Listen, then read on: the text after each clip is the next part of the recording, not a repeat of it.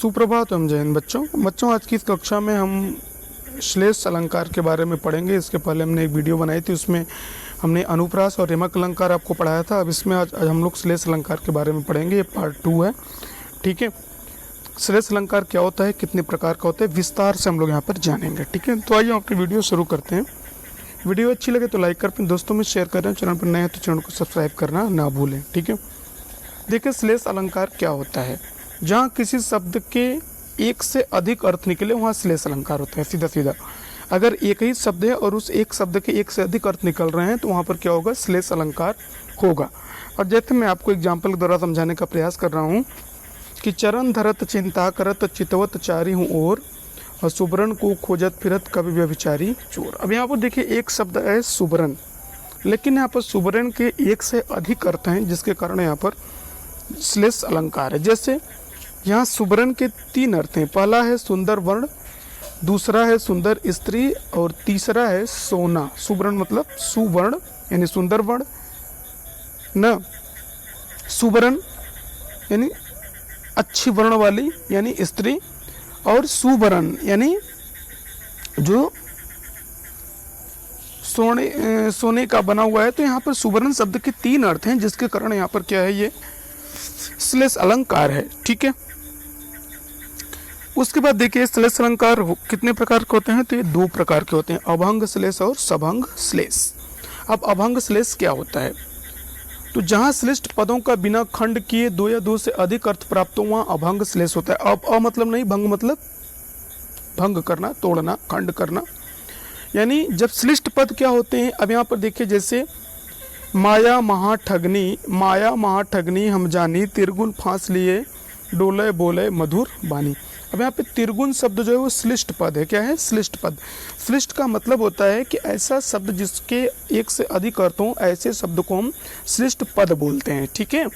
तो यहाँ पर जो तिरगुन शब्द है, तिरगुन का यहाँ पर एक से अधिक अर्थ होने के कारण यहाँ पर क्या है, अभंग श्लेष है। और यहाँ पर अभंग श्लेष इसलिए क्योंकि तिरगुन शब्द का बिना खंड किए, बिना तोड़े इसका 2 अर्थ प्राप्त होते हैं, जिसके कारण यहाँ पर क्या है, अब ये श्लेष अभंग श्लेष अलंकार है, ठीक है। अब यहाँ पर देखिए मैं समझा भी रहा हूँ आपको, यहाँ उपरोक्त पद में तिरगुन शब्द श्लिष्ट पद है। तिरगुन शब्द जो क्या है, श्लिष्ट पद है, जिसको बिना भंग यानी तोड़े, भंग मतलब क्या होता है, तोड़ना, जिसको बिना तोड़े यानी जिसका बिना खंड किए ही 2 अर्थ मिलते हैं। पहला अर्थ है कि तिरगुन का पहला अर्थ है प्रथम 3 गुण, ठीक है ना, और दूसरा इसका जो द्वितीय अर्थ है 3 धागों वाली रस्सी। यानी तिरगुन शब्द का प्रयोग यहाँ पर 3 गुण के लिए किया गया है और 3 धागों वाली जो रस्सी होती है उसके लिए किया गया है। तो यहाँ पर क्या है, अभंग श्लेष अलंकार। अभंग श्लेष अलंकार का मतलब यही हुआ कि इस तिरगुन शब्द का बिना खंड किए जब इस पूरा 2 अर्थ निकले तो इसको हम अभंग श्लेष कहेंगे, ठीक है। श्लेष शब्द श्लिष्ट पद से निष्पन्न हुआ है, जिसका अर्थ होता है चिपका हुआ। श्लिष्ट शब्द में से एक से अधिक अर्थ चिपके रहते हैं। तो यहाँ पर मैं आपको नोट करके बता दिया हूँ कि श्लिष्ट पद क्या है, श्लिष्ट पद किसे कहते हैं, ठीक है। तो यहाँ पर जो तिरगुन शब्द है वो श्लिष्ट पद, यानी जिस शब्द के एक से अधिक अर्थ निकले वो शब्द क्या होता है, श्लिष्ट पद होता है। ये आप समझिए सरल भाषा में, ठीक है। अगला देखिए अन्य उदाहरण, रहीमन पानी राखिए बिन पानी सब सून, पानी गए न उबरे मोती मानुष चून। यहाँ पर जो पानी शब्द है, पानी शब्द के यहाँ पे 3 अर्थ हैं, मनुष्य के अर्थ में, मोती के अर्थ में और आटे के अर्थ में, इसलिए यहाँ पर भी यमक अलंकार है, ठीक है। अगला है बिन घनश्याम धाम ब्रज मंडल में। अब यहाँ पर देखिए बिन घनश्याम, घनश्याम शब्द का भी यहाँ पर 2 अर्थ है, जिसके कारण यहाँ पर यमक अलंकार है, ठीक है। एक तो घनश्याम जो है वो बादल के लिए कहा गया है और एक घनश्याम जो श्री कृष्ण के लिए कहा गया है, ठीक है। उसके बाद जो रहीम गद्दीप की कुल कपूत गति सोए, बारे उजियारो करे बढ़े अंधेरो होए। यहाँ पर भी देखिए क्या है कि बारे उजियारो करे बढ़े अंधेरे होए।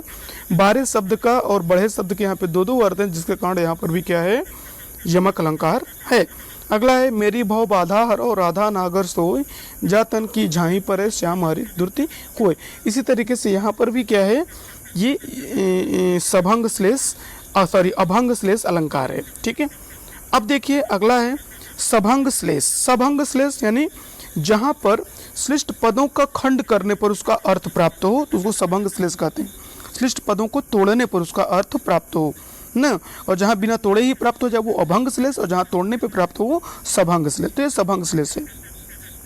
जहाँ श्लिष्ट पदों के खंड करके 2 या 2 से अधिक अर्थ निकले वहाँ सभंग श्लेष अलंकार होता है। जैसे चिर जीवो जोरी जुरे क्यों न स्नेह गंभीर, यो घटिये वृषभानुजा वे हलधर के वीर। अब यहाँ पर देखिए वृषभानुजा जो शब्द है, वृषभानुजा शब्द के यहाँ पर 3 अर्थ हैं, और ये अर्थ वृषभानुजा शब्द को जब तक खंड नहीं करेंगे तब तक इसके तीनों अर्थ को हम नहीं जान सकते हैं। तो प्रथम अर्थ इसका है वृष प्लस भानु प्लस जा। वृष मतलब बैल, भान, ठीक है, सॉरी। तो यहाँ पर जो वृष है, वृष भानुजा, यानी कि जा मतलब क्या होता है, पुत्री, भानु यानी सूर्य, ठीक है, यानी वृष राशि के सूर्य की पुत्री राधा। तो यहाँ पर जो पहला वृष भानुजा का अर्थ है वो वृष राशि के सूर्य की पुत्री राधा के लिए कहा गया है, तो वृष भानुजा। दूसरा जो इसका अर्थ है, द्वितीय अर्थ वृष भानु प्लस जा, यानी वृष भानु एक राजा थे और जा मतलब पुत्री, यानी वृष भानु राजा की पुत्री राधा, उसके लिए वृष भानुजा प्रयोग किया गया। उसके बाद अगला है तृतीय वृषभ धन अनुजा, यानी बैल की बहन गाय, बैल की बहन गाय, ठीक है, बैल की बहन गाय। वृषभ यानी बैल, अनुजा मतलब बहन, यानी बैल की बहन जो गाय है। तो यहाँ पर देखिए वृषभानुजा शब्द के 3 अर्थ हैं, 3 अलग अलग अर्थ हैं, और खंड करने पर इसके 3 अलग अलग अर्थ प्राप्त हो रहे हैं। जबकि केवल वृषभानुजा शब्द के 3 अर्थ नहीं, इसको तोड़ने पर, इसका जब हम विग्रह किए तो 3 अर्थ मुझे मिले। तो जहाँ पर विग्रह करने पर 3 अर्थ प्राप्त हो वहाँ पे सभंग श्लेष होगा, और जहाँ पर बिना विग्रह किए ही 2 या 2 से अधिक अर्थ मिल जाए वहाँ पे अभंग श्लेष होगा।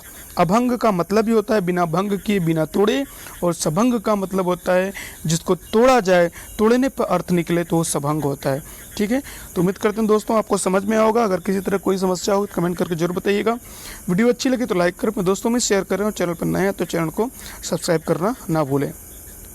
तो आज के लिए इतना ही। जय हिंद, जय भारत।